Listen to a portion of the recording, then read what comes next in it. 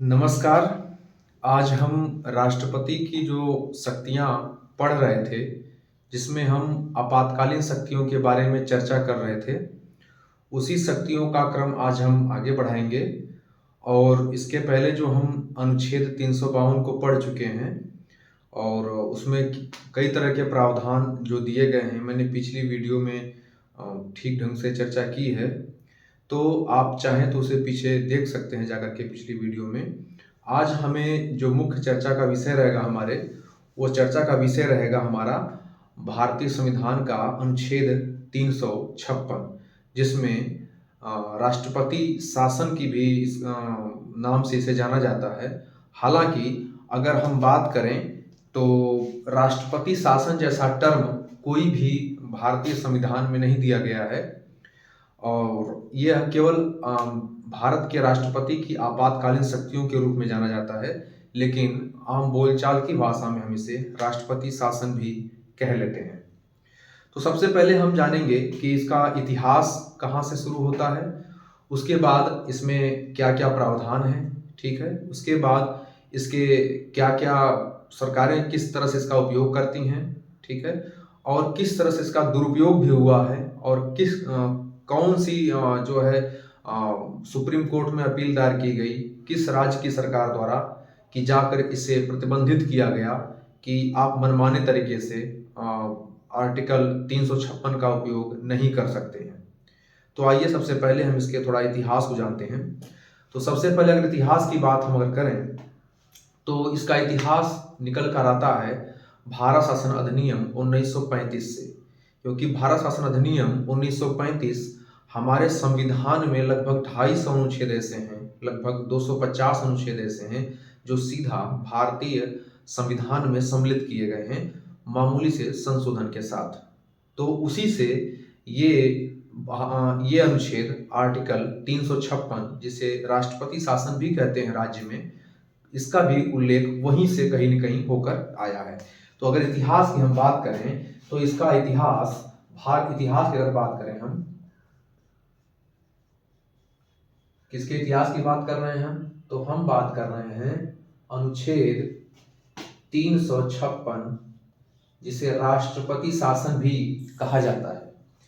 तो इसके इतिहास की अगर बात करें तो इसके इतिहास में सबसे पहले हम देखें तो भारत शासन अधिनियम, भारत सरकार अधिनियम या शासन अधिनियम लिखिए, भारत शासन अधिनियम 1935, एक धारा उसकी पड़ती है धारा 93, धारा 93 के तहत कहा गया था कि इसमें प्रांतीय सरकार जो हुआ करती थी, प्रांत की जो सरकार हुआ करती थी, प्रांतीय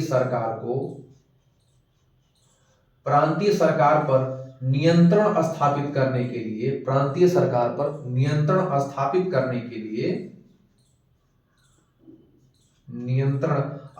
करने के लिए और इसे सही ढंग से काम करने के लिए और साथ में अपनी बात को ठीक ढंग से लागू करवाने के लिए ब्रिटिश पार्लियामेंट द्वारा यहाँ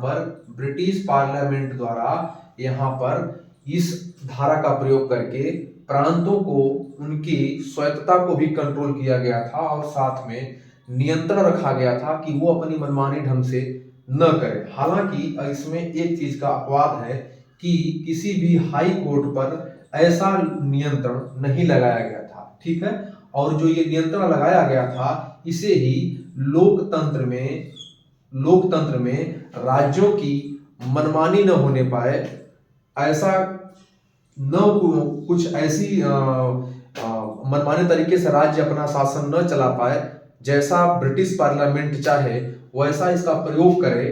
तो इस तरह से राज्यों पर नियंत्रण लगाने की जो प्रथा है वो कहीं न कहीं हमारे इतिहास में भारत शासन अधिनियम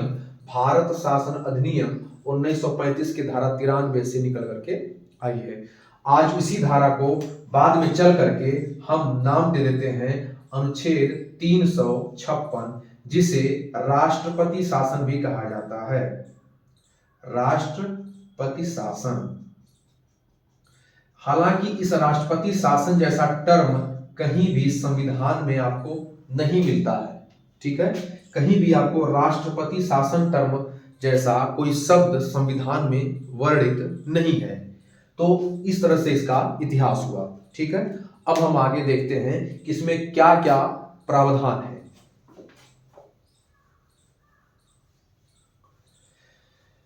तो अगर हम बात करें भारतीय संविधान के अनुच्छेद 356 की, तो यह तभी लगाया जा सकता है जब राष्ट्रपति को राज्यपाल से रिपोर्ट मिले। राज्यपाल से लगाने का आधार अगर हम बात करें तो राज्यपाल की रिपोर्ट के आधार पर, ठीक, या फिर बात करें तो राष्ट्रपति को अगर राज्यपाल से रिपोर्ट मिलती है, किसकी रिपोर्ट मिलती है, तो राज्य की, संबंधित राज्य का राज्यपाल देगा, राज्य की प्रतिकूल रिपोर्ट अगर कह लें, अगर हम प्रतिकूल, भाई अनुकूल रिपोर्ट तो देता ही रहता है कि राज्य में सब ठीक ठाक चल रहा है, जो बातें केंद्र से दी जा रही हैं वो चल रहा है, और इस तरह से, या फिर वह स्वयं या उसके किसी भी सोर्स के द्वारा, या किसी भी माध्यम से जो उसे उचित समझे, जो राष्ट्रपति उचित समझे, उस माध्यम से अगर उसे इस बात की जानकारी हो जाती है कि राष्ट्र में संवैधानिक तंत्र विफल हो गया है। क्या चीज? संवैधानिक तंत्र विफल हो गया है। संवैधानिक तंत्र जो है क्या हो गया है? विफल हो गया है। अगर ऐसा उसको प्रतीत होता है, वह चाहे तो राज्यपाल की रिपोर्ट हो, राज्य के अनुकूल न हो, प्रतिकूल हो, या फिर स्वयं या उसके किसी माध्यम से जो जिस पर राष्ट्रपति विश्वास करता हो, राष्ट्रपति का कोई विश्वस्त माध्यम हो, अगर इन माध्यमों से उसे ऐसा रिपोर्ट मिल जाती है कि अगर राज्य का सारे जो कार्य प्रणालियां हैं वह संविधान के अनुकूल नहीं चल रही है, तो राज्य में राष्ट्रपति शासन की घोषणा कर सकता है। हालांकि ये घोषणा केवल राष्ट्रपति अपने मन से नहीं करता है, वह जब भी कोई काम करता है तो वह मंत्रिमंडल की सिफारिश पे करता है। मंत्रिमंडल की सिफारिश पे, तो वो मंत्रिमंडल की सिफारिश पे करता है। सिफारिश पे अगर इसको हम देख लें तो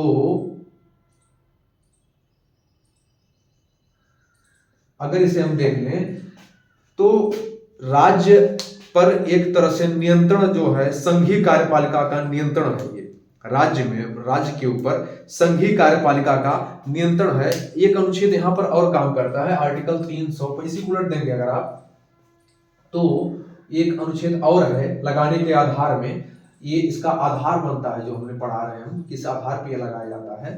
तो एक अनुच्छेद और है, इसी को आप कर देंगे अनुच्छेद 365। 365 में क्या है? 365 में ये अधिकार है संघ की कार्यपालिका को कि वह राज्य की कार्यपालिका को जो निर्देश देते हैं उसे मानना बाध्यकारी है। क्या बात कही गई है? कि संघ की कार्यपालिका को, अगर इसकी हम बात करें तो संघ की कार्यपालिका को यह अधिकार है कि वह राज्य की कार्यपालिका को निर्देशित कर सकती है, निर्देश जारी कर सकती है, या निर्देश जारी कर सकती है, और क्या होगा कि राज्य की कार्यपालिका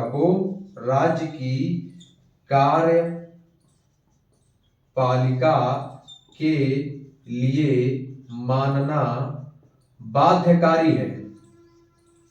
ठीक है, बाध्यकारी है। देखिए, अगर निर्देश आर्टिकल 365 के तहत पहला आधार तो ये बन गया कि राज्यपाल की रिपोर्ट, आर्टिकल 155 पढ़ेंगे आप तो एक भारत का एक प्रत्येक राज्य में राज्यपाल होता है। हालांकि ये एक राज्यपाल कई राज्यों के राज्यपाल बन सकते हैं, वो बात अलग है, राज्यपाल पढ़ेंगे तो चर्चा होगी।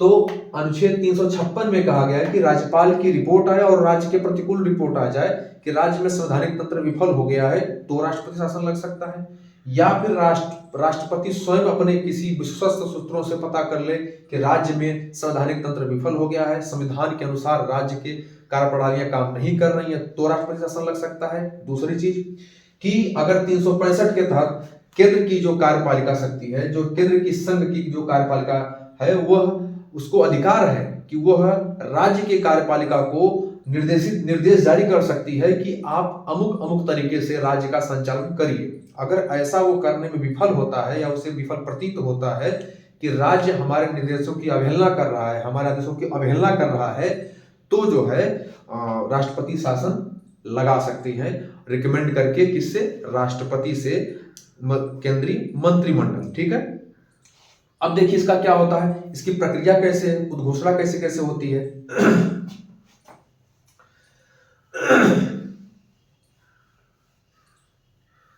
देखिए इसमें जब राष्ट्रपति किसी भी चीज का उद्घोषणा करता है तो यह सबसे पहले 2 माह के लिए जारी रहता है। ठीक है, राष्ट्रपति अगर इसकी घोषणा करता है कि राष्ट्रपति शासन लग गया है, तो 2 माह के लिए सबसे पहले सर्वप्रथम ये क्या होता है, सर्वप्रथम यह 2 माह के लिए जारी होता है। अचानक राष्ट्रपति को लगा कि राज्य में संवैधानिक तंत्र विफल है, वह राष्ट्रपति शासन की घोषणा किया, तो 2 माह तक के लिए रहा। ठीक, पहली बात। अगर 2 माह से ज्यादा का समय आपको बिताना है, 2 माह से ज्यादा का समय आपको बिताना है, तो उसे संसद के साधारण बहुमत से पास करना होगा, अर्थात 50% + 1 से उसे पास करना होगा, तो यह अवधि बढ़कर हो जाएगी 6 माह। ठीक है, इस तरह से 6 माह हो जाएगी। और किसी भी राज्य में अधिकतम की बात अगर करें हम, अधिकतम की अगर बात करें तो 3 वर्ष तक इसे 6 माह करके बढ़ाया जा सकता है। लेकिन एक शर्त और है कि अगर 1 वर्ष से अधिक अगर आपको राष्ट्रपति शासन लगाना है, तो क्या करना पड़ेगा कि 2 चीजों की शर्त लग जाती है। कैसी शर्त लग जाती है? सबसे पहली शर्त लगती है कि 356 अगर घोषित करना है, तो वहां एक अनुच्छेद है, कौन सा? 352। वहां पर एक अनुच्छेद है, अगर 1 वर्ष से अधिक अगर आपको लगाना है, तो सबसे पहली बात है कि वहां पर 352 आर्टिकल पहले से प्रभाव में हो। ठीक है, या 352 का प्रयोग वहां कर दिया जाए उसी राज्य में। ठीक है, 2 चीजें आपको है। अगर 1 वर्ष से अधिक लगाना है तो 2 चीजें हैं। क्या, कैसे कैसे हैं? 1 वर्ष अधिक यहां लिख देते हैं। 1 वर्ष से अधिक लगाने के लिए, ठीक है, 1 वर्ष से अधिक के लिए अगर आपको राष्ट्रपति शासन लगाना है तो 2 शर्तें हैं। नीचे दिख रहा होगा कि नहीं, मुंह पर लिखना शुरू करते हैं। ये देखिए, सर्वप्रथम लगेगा 2 माह के लिए। 2 माह के से अधिक अगर बढ़ाना है तो साधारण बहुमत से आप पास करवाइए, बहुमत से, और 6 माह के लिए आप बढ़वा लीजिए। उसके बाद अगर वो नहीं पास करता तो वहीं पर समाप्त हो जाएगा। ठीक है, और एक चीज और आपको याद रखनी है कि अगर इसे चाहे तो राष्ट्रपति स्वयं अपनी अगली घोषणा से, अगली वक्तव्य से, जो है आदेश से, उसे वापस भी ले सकता है। ठीक है, उससे क्या सकता है? वापस भी ले सकता है। ठीक है, और 6 माह हो गया। अधिकतम ये 3 वर्ष के लिए लग सकता है। ठीक है, हालांकि यहाँ पर कुछ अपवाद है, पंजाब राज्य इसका अपवाद है। ठीक है, क्योंकि सरकारें इसका कहीं न कहीं, पिछली सरकारें जो रही है इतिहास में अगर देखा जाए, तो पिछली सरकारों द्वारा कहीं न कहीं इस अनुच्छेद का दुरुपयोग अपने निजी स्वार्थ के लिए किया गया। हालांकि होना क्या चाहिए? होना ये चाहिए कि अगर राज्य का संवैधानिक तंत्र विफल हो रहा है तो लगाइए, क्योंकि आपको जनता का कल्याण देखना है। ठीक है, तो इस तरह से हमने देखा कि 3 वर्ष अधिकतम। लेकिन अगर 1 वर्ष से अधिक लगाने में प्रक्रिया क्या शुरू हो जाती है? प्रक्रिया शुरू हो जाती है कि अगर 1 वर्ष से अधिक लगाना है तो वहां 352 प्रभावी हो, आर्टिकल अनुच्छेद 352 क्या हो? प्रभावी हो। दूसरी शर्त क्या होती है? पहली शर्त ये हो गई। दूसरी शर्त क्या होती है? दूसरी शर्त ये होती है कि वहां का चुनाव आयोग जो है, केंद्रीय चुनाव आयोग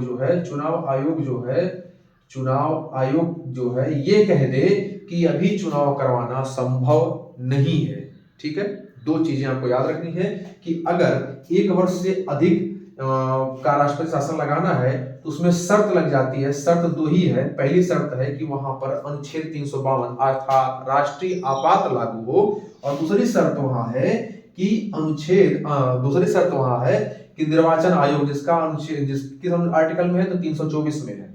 ठीक है, तो वहां पर यह हो जाए कि 300 चुनाव आयोग ये कह दे कि अभी अभी तत्काल समय में तत्समय में यहाँ पर चुनाव करवाना संभव नहीं है, तो यहाँ पर 1 वर्ष से अधिक अवधि के लिए राष्ट्रपति शासन लगाया जा सकता है।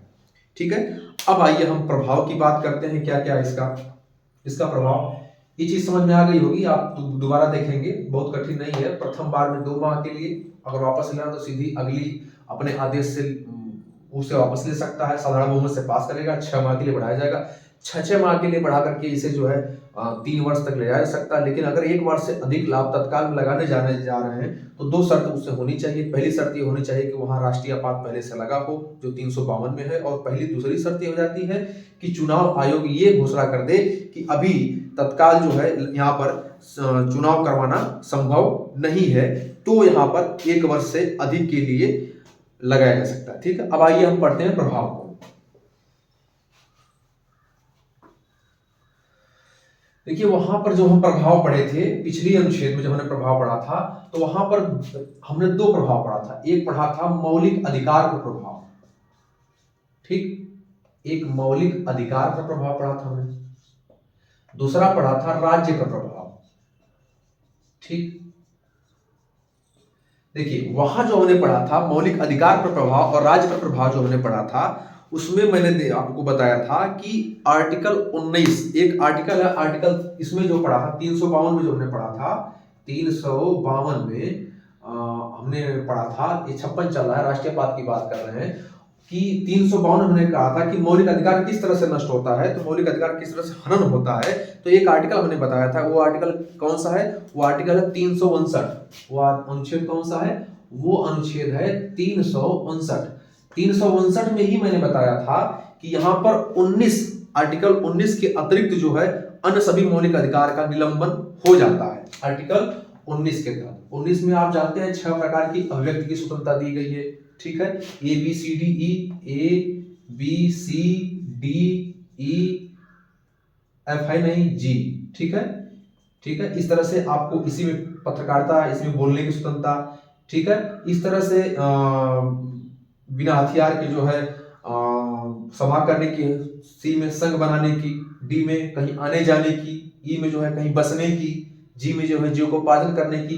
तो इस तरह से ये सारी स्वतंत्रताएं जो है 19 के में अगर ये 352 चल रहा है तो आपके मौलिक अधिकार को प्रभावित करता था और ये नष्ट हो जाता था। लेकिन यहाँ पर क्या किया गया, एक संशोधन हुआ, 44वां संविधान संशोधन हुआ, जिसमें कहा गया कि आप जो है 44वां संविधान संशोधन में इसके अतिरिक्त आपको ध्यान देना है, इसके अतिरिक्त बताया गया, सबसे पहले ही बताया गया कि इसके अतिरिक्त, किसके अतिरिक्त, 19 के अतिरिक्त, आर्टिकल 19 के अतिरिक्त अनुच्छेद 359 में यह बात कही गई कि अगर 352 लगा है, अगर लागू है, हम पिछला थोड़ा समझा रहे हैं क्योंकि उसमें कुछ चीजें मैंने छोड़ दिया था जल्दीबाजी में।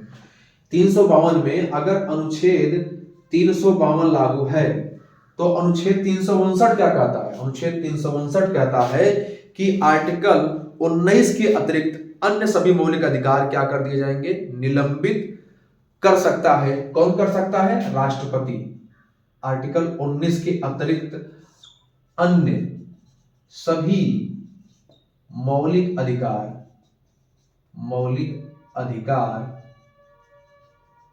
निलंबित कर सकता है,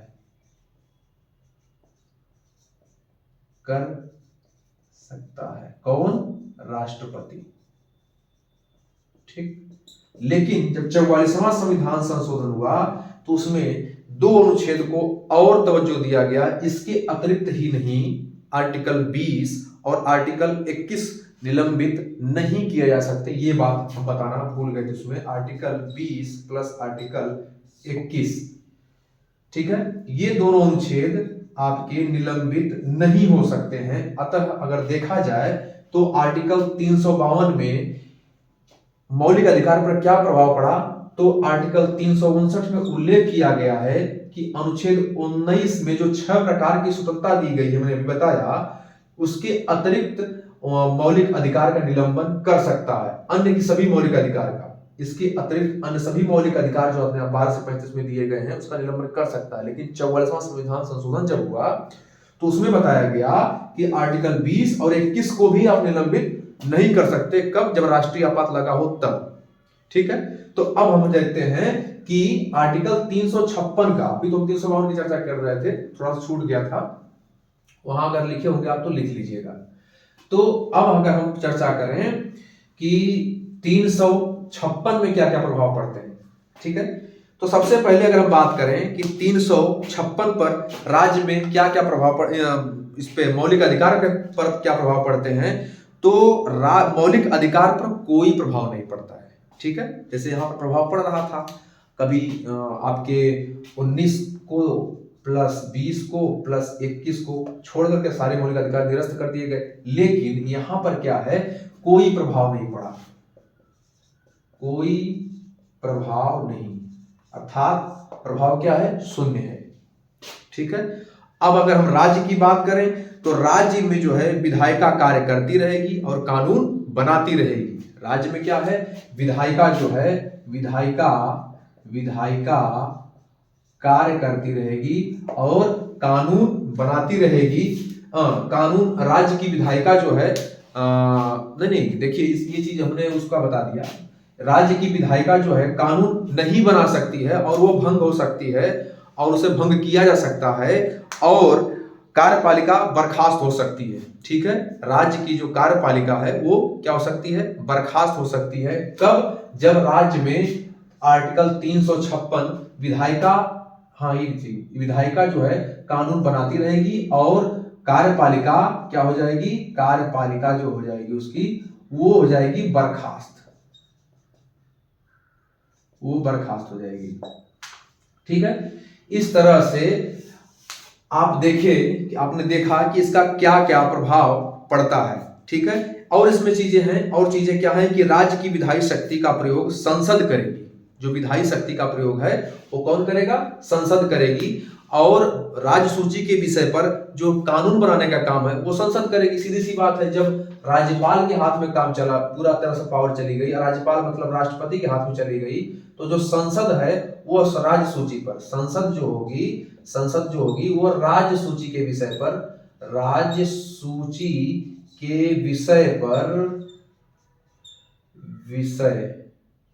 राज्य सूची के विषय पर कानून बनाएगी। ठीक है, राज्य सूची के विषय पर कानून बनाएगी और कार्यपालिका जो है बर्खास्त हो जाएगी। प्रभाव ये पड़ेगा, हालांकि एक मिनट, हालांकि मौलिक अधिकार पर कोई प्रभाव नहीं पड़ेगा। ठीक है, अब आइए इसका जो है दुरुपयोग कैसे कैसे हुआ है इसके बारे में थोड़ा हम जानते हैं।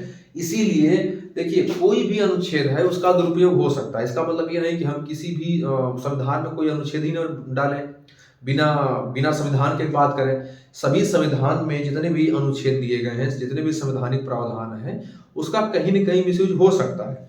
ये सरकारों की निष्ठा पर है कि वो उसका दुरुपयोग न करके उसका सदुपयोग करें। ठीक है, इसी क्रम में हम आइए आगे बढ़ते हैं और ये जानते हैं इस पे, ये जो आर्टिकल 356 है, इस पे क्या क्या बातें कही गई थी। तो एक आप जानते हैं प्रारूप समिति के जो अध्यक्ष थे डॉक्टर भीमराव अंबेडकर जी, जो BR अम्बेडकर थे, उन्होंने क्या कहा था, अंबेडकर जी ने कहा था, क्या कहा था कि जो 356 है, ये जो अनुच्छेद 356 है, ये कहीं कहीं पूछ देता है, जो अनुच्छेद 356 है वो क्या है, एक डेड लेटर है। ठीक है, ये क्या है, डेड लेटर है। क्यों डेड लेटर है, क्यों डेड लेटर है, ये बात क्यों कहे थे, क्योंकि वो कहते थे, उनका मानना था कि ये कहीं न कहीं संघवाद को क्या करता है, प्रभावित करता है।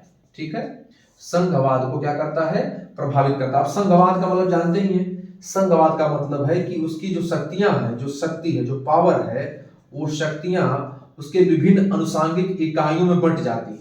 ठीक है। जैसे ये संघ अगर है, ये संघ अगर है, जिसके पावर इसके जो है उसकी जितनी इकाइयां हैं, यहाँ तक कि जो सबसे पहले अगर बात की जाए तो राज्य की इकाई में, फिर यहाँ केंद्र की इकाई है, केंद्र से राज्य में, राज्य से प्रांत में, वही राज्य या प्रांत में, उसके बाद उसकी जो आपकी नगर पंचायतें हैं, ग्राम पंचायतें हैं, यानी सब में पावर का डिस्ट्रीब्यूशन हो जाना, ठीक है, उसी को संघवाद कहते हैं। मतलब कि पावर का डिसेंट्रलाइजेशन कर लिया गया।